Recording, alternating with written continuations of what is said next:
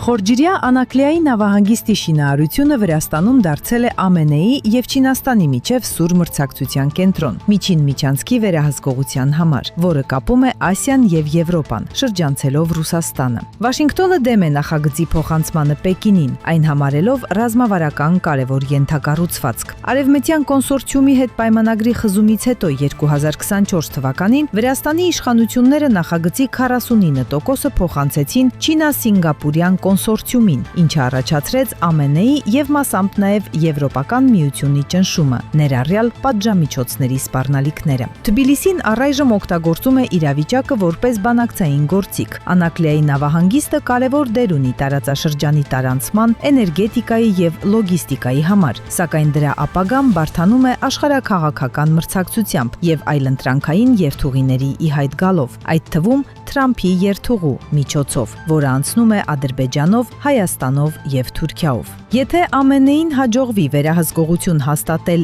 և Թրիպի և Անաքլեայի նավահանգստի նկատմամբ, դրա գերակայությունը Հարավային Կովկասում կարող է դառնալ գրեթե ամբողջական։ Հենց սա է սուր մրցակցության հիմնական պատճառը։ Կասկած չկա, որ եթե Թբիլիսին խզի կապերը չինական կոնսորցիումի հետ և վերադառնա արևմտյան ընկերությունների հետ համագործակցությանը, Վաշինգտոնի քննադատությունը Վրաստանում մարդու իրավունքների վերաբերյալ կարող է արագ թուլանալ։ Սակայն հաշվի առնելով Մոսկվայի ազդեցությունը, նման կտրուկ քայլի հավանականությունը Թբիլիսիի կողմից շարունակում է մնալ ցածր։